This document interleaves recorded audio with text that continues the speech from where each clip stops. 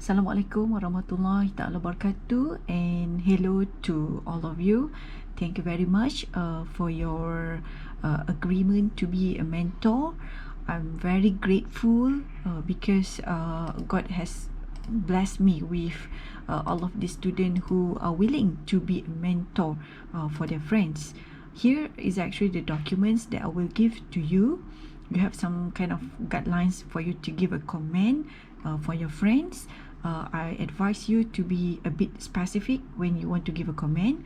For example, let's say you provide the page number and the specific part and the specific paragraph. For example, the first paragraph or the last paragraph, so that student can spot the mistake easily.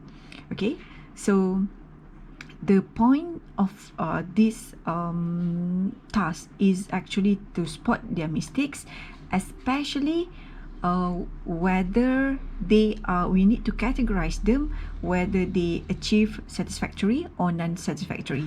I will explain about that later on. Okay, you will get the list after this, and the checklist is not much different than the list that you have before. Means that you're already familiar with the list, but it doesn't mean that I didn't trust the student. You should understand that certain students, they have different levels of understanding of the paper. Therefore, though they provide the verifier, but still I can spot mistakes in some of the project paper. I didn't say all. So certain project papers, they just need to have a minor correction. Later on I will explain about what does it mean by minor correction, but certain project papers, they need some kind of major correction. So because I spot that, therefore I take this action to get a help from you, because I want to make sure that they can get their response as soon as possible, for them to make the correction accordingly, and make sure that they will have enough time to do that before the submission. Okay, so other things in the checklist is about it's all very very normal things. You can have a look at this. I just want to explain something that possibly not being explained thoroughly in the checklist. The one that I add, the one that I just recently add, that is on the executive summary and the goals and objective. All right. Once you read the goals, the executive summary, try to categorize them and make sure they are all fulfill these 7 components in the project paper. Okay, for example, let's say I take this example from Sini project paper. So I show you how we should categorize them and make sure that they are complete. So once we read this, provide you with the opportunities to reap long-term capital growth and better capital preservation. So this is related to investment planning. Provide you with an emergency fund to meet unexpected expenses. This is actually related to the ratio, because some sort of liquidity ratio, right? So what if something happened to you? What if you lost your job, for example? So you have enough liquid or sufficient liquid to cater for your expenses. So this is correct. This is correct, but it is this is also nice to be included, but it doesn't necessarily it is a must. Okay, so our task here is to make sure that this 7 component must exist. If student provides an additional like this is nice, nothing problem with this, and we just let it be. But our task is to make sure that all the 7 components must be included. Okay, so this is the item for investment planning. The next is about provide additional adequate protection for premature death and disability. This is obviously related to insurance. Education fund for child. This is education planning. Sufficient fund for retirement. This is related to retirement. Minimize expenses. Alright, so this is obviously related to debt and cash flow management. This is what you suggest in debt and cash flow management. Ensure that the estate sufficient for distribution to heirs. So this is related to estate planning.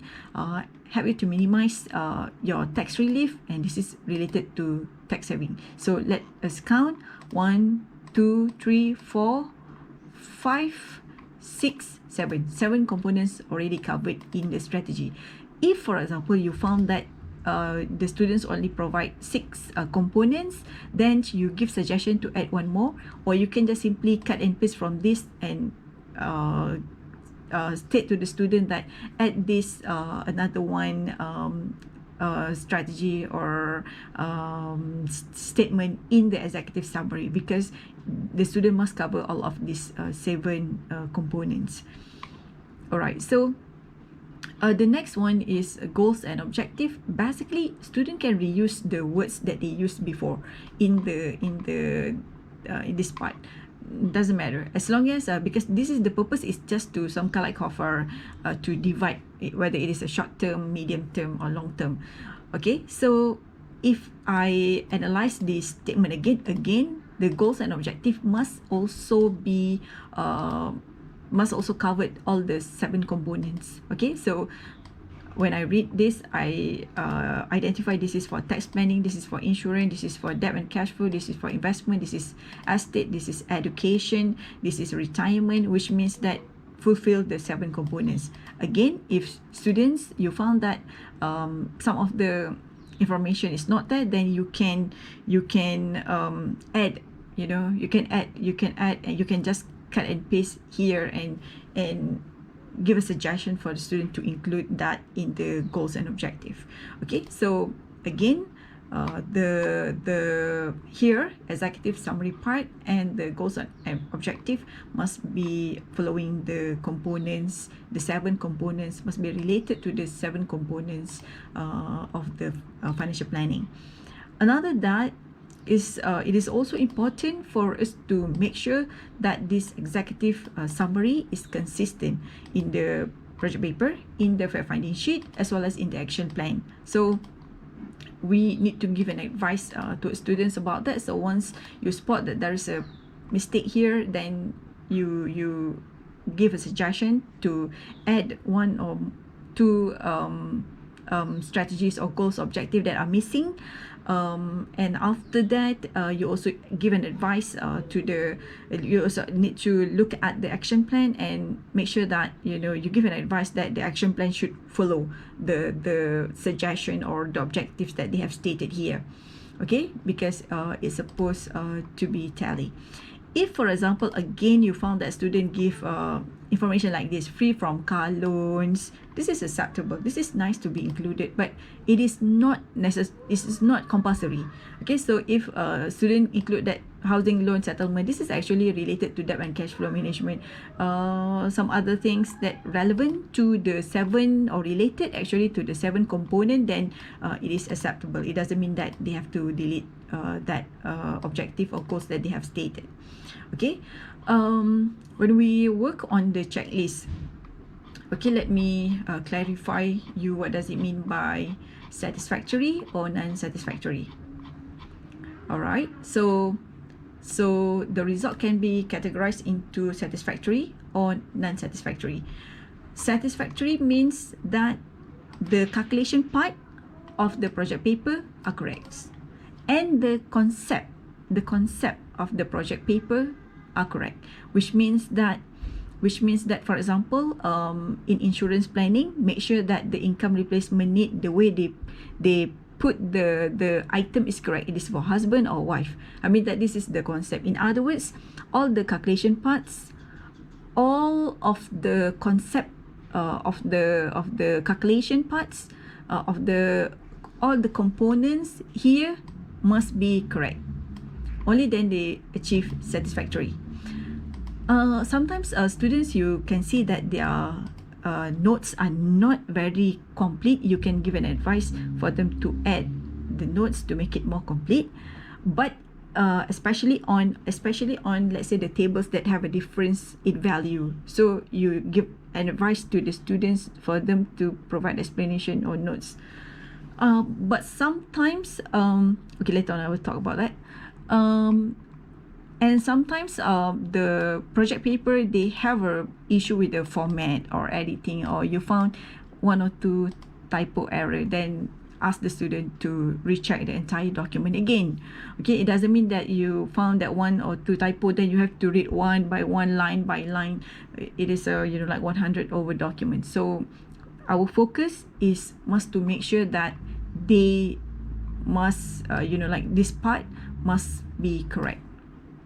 And if any of this part is incorrect, for example, let's say the education planning, the way they calculate is wrong.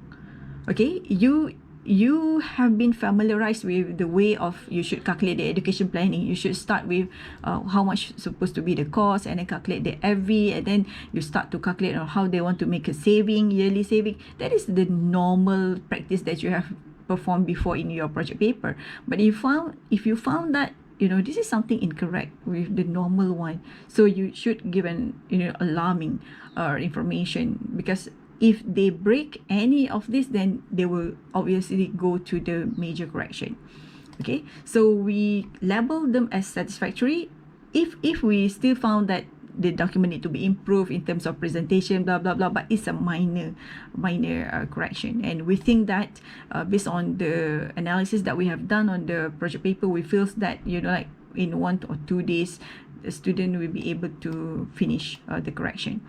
The major correction is where they need to recalculate or redo any parts of the components. Okay, so this is the student will go to the non-satisfactory level, or you found that there are too many inconsistencies, many things that are inconsistent, and raise your doubt on the project paper. Do you think that the student is actually doing it honestly, or they are simply copy pasted here and there and submit it? So, or possibly you found that the notes, yes, possibly the notes is not as complete as what you have in the PP, but it's too bad.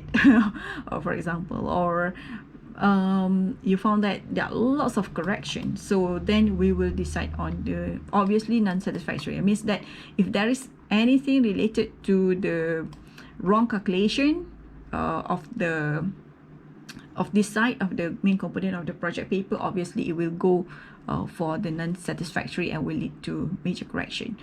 This student, those who achieve satisfactory, no need to resubmit for the checking. I mean that their task is all done, they just need to work on that, and after that they have to submit the project paper. But for those who have a major correction, then they have to resubmit again, and later on we are going to discuss about this, because the mentor already provide the list. We have to check whether they already perform based on the comment or not. So I will explain about that later on, but we hope that not many people are under that category. We hope for that.